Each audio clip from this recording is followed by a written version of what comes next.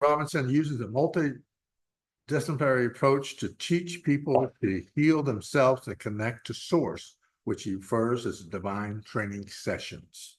Scott Robinson has accumulated a knowledge of over 425 modalities to improve the well-being and continues to learn what works and what doesn't for each individual. He's a doctor of chiropractic, a doctor of divinity. He has a PhD in comparative religions.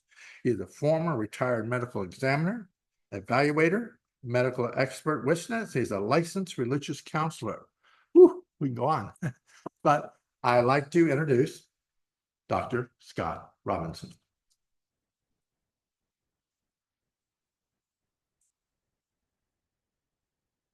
I'm just going to set my timer so we can begin. I died twice, not once, but twice. So I've been over to the other side a couple times. For those that won't be joining us this afternoon, this is the book. It's called There Are No Lines in Heaven. You can see it is a symbolic representation of all the faiths on earth. This book got its name because one of my patients died and came back with the angels that said the following: there are no lines in heaven when you reach the pearly gates, no Christians in the center, Jews to the left, and Muslims to the right, for you are all children of God.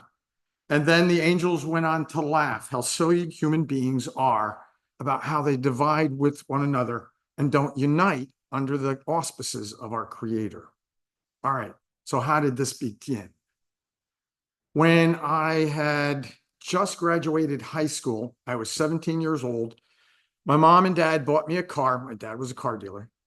And I was going to go with my friend Lou to Lake Opakon, New Jersey, because that's where I went to school in New Jersey. So you know the neighborhood. It's on the border of New York and New Jersey. Got in my car, 5 o'clock in the morning, kissed my mom and dad goodbye. And my mom's psychic, always was. She was born on Halloween. She said, "Be safe. I love you. We'll see you later." Got in my car, went picked up Lou. The sun began to come up, got on the Route 80 in Paterson, New Jersey. And as I was getting up onto the entrance to the get on Route 80, I felt really strange. And I looked down and I looked right through my hands.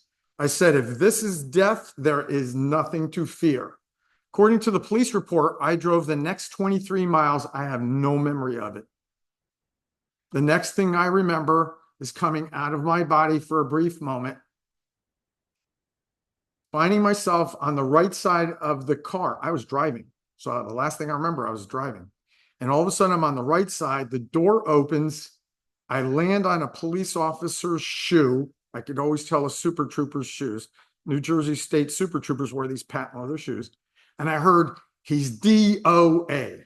And I went back out, went down a tunnel, come out. I'm on the other side. I'm above the earth. There's a being standing next to me, my guardian angel. He said, "Before we go, I want you to take a look down on the earth and tell me what you see." I said, "Lines coming up." He said, "Do you know what those are?" I said, "No." He said, "I'll enlighten you. Those little lights, each small one is an individual prayer. The large group prayers, that's what looks like a tree trunk coming off the earth and coming up to this invisible cloud called the Holy Spirit or the Hailstrom. We got to go now." And he said, and I said, "Okay, good." And off we went. And it felt like being in the back of a car speeding at 120 miles an hour and just seeing things fly by you. Got to the other side, and there stood my grandfather. Now, I was born and raised Jewish, but went to Catholic school. And the man that I'm named for died 2 years before I was born. And he said, "You can't stay here. You don't belong. You haven't fulfilled your purpose and missions in life. You have to go back. But before you do, I have some people for you to meet."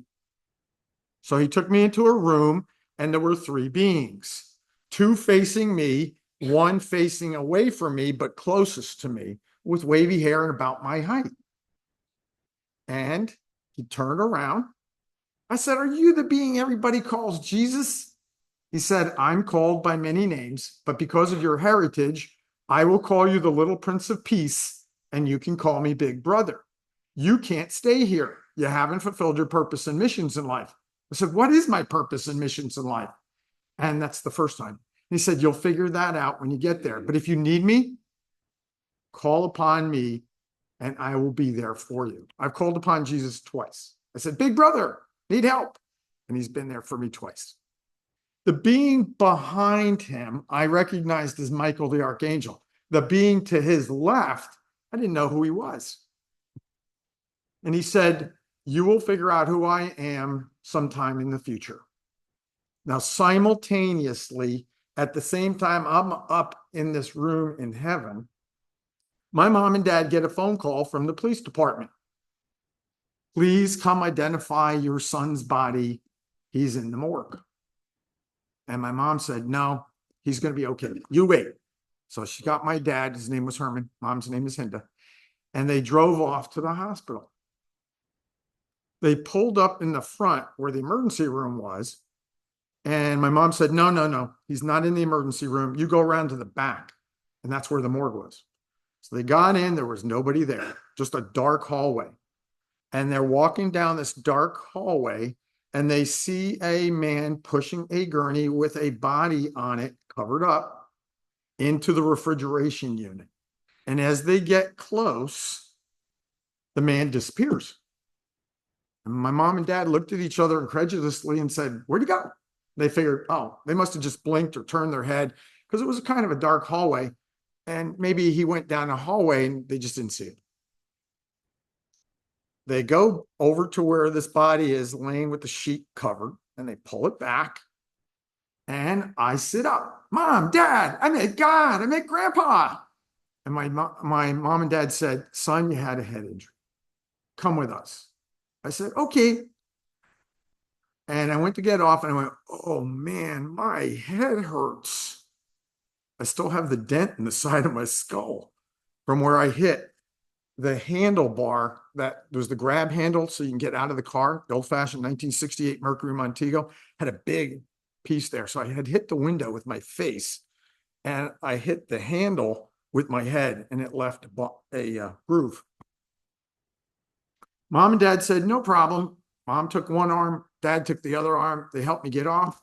They walked me down the hallway and out these double doors, out the morgue, and put me in the back of dad's car where I couldn't sit up for anything because I could barely see. And they drove me the next day to Montefiore Hospital in the Bronx. Now, my dad worked at Jerome Avenue, Jerome Volkswagen, 2 blocks away from Yankee Stadium on one side and 2 blocks away from Montefiore Neurological Center on the other side. So they took me to meet the doctors because they did not know what to do with their son. They always knew I was a little different, but now I was really different. And both the doctor, Dr. Barry Ludwig, who moved to California later, and my mom gave me a book during this meeting, doing Rorschach tests and all these other things and EKGs and ECGs, you name it, they were giving me these tests. The doctor says, we don't know what to do with you. You've had an experience we can't explain. So they gave me a book by Raymond Moody called Life After Life. And if you remember, that book first came out in 1975. And it had just come out just a few months before when I had my near-death experience in this summer, June of 1976. So they gave me the book. I read it. By the time I was out and learning about what had happened to me, I'd read the whole book several times. I began to realize I was going through this thing they called a near-death experience. All right. Long story short, when I've crossed over, each time I came back with gifts. Thing was, I already had some gifts as a kid. I had the ability to predict when people were going to win a game, especially teams. So I wasn't very popular as a nerdy kid. The only thing that made me popular is I could tell kids who was going to win the game and by what score. The only thing was I couldn't bet on the game. If I did, it wouldn't work. So all the kids wanted me for was the information so they could go bet $1 or $2. In those days, this was a lot of money. So they could win money. I figured, oh, sure, they'll give me something for it. Never gave me a dime. Eventually, I said, the heck with this. I got this gift. You're not even saying thank you. No more. And I cut it off. The other gift I had as a kid is I would suddenly start to draw a person's face. Just out of the blue, start to draw a face. I had a really good ability before my near-death experience to draw. My gifts to be an artist were amazing. I was like, where's this coming from? But every time I drew a face, the person died 3 days later.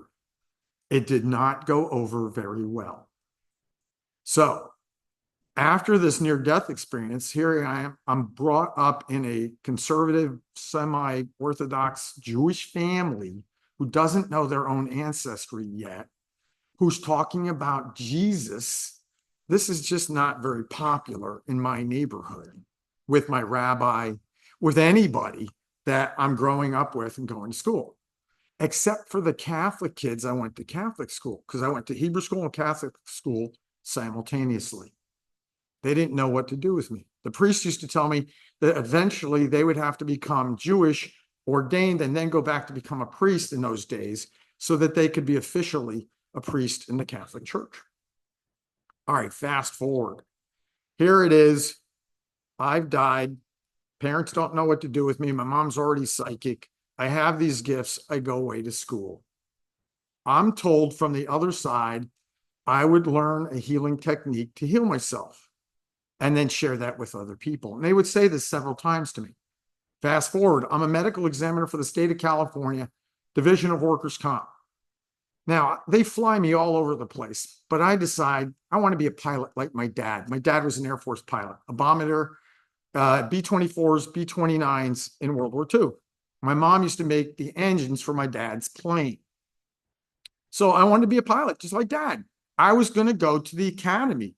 So after high school graduation, when I had this near-death experience, I had already been given my call from the United States government and my congressman, Congressman Rowe. You are accepted to the military academy. You're going to go just like your father, because that's what happens. It's one of the perks of being an officer in the military. If you were in the academy, your kids go to the academy if you get the good enough grades. But I suddenly get a call. We understand you died. We can't accept you. You can't go to the academy anymore. And you can't be a pilot, at least not for the military. So I said, okay, I'm going to do something else. I'd only applied to one other school, Southampton College in Long Island. I was going to become an ichthyologist. That's studying fish. I was going to be like Jacques Cousteau. Anybody in here know Jacques Cousteau? Okay. Well, I was going to go to the south of France and study with his oceanographic school. But I got picked up by Southampton instead. And I was on Long Island. Long Island University, Southampton College. After a year of doing that, I'm going, I don't want to do this. I know this is not for me. I'm going to go do something else. So I went on back to Montclair State, which is now Montclair State University in New Jersey.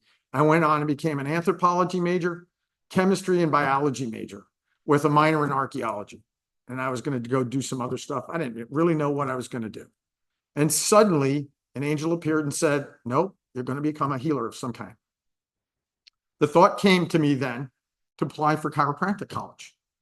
And I said, well, hey, I have a chiropractor. I'll ask him for a recommendation. And he did. He sent it off to a school in Chicago. And that president of that school, Dr. Joseph Jancy, wrote me a letter, said, we'd love to have Scott at our school. And we know he's uniquely different, but so are we. So I went to school in Chicago, spent the next 4 years in Chicago, became a chiropractor, and then started traveling the world. I went on to Israel, where I became a first place medical examiner when they put me on the battlefront when I was in the Golan Heights in 1983, when the Syrians and the Israelis were shooting it out. And because I'd grown up in an Air Force family, I knew the sound of jets by the noise that they made or the sound of a helicopter. And all I kept hearing as I was on the battle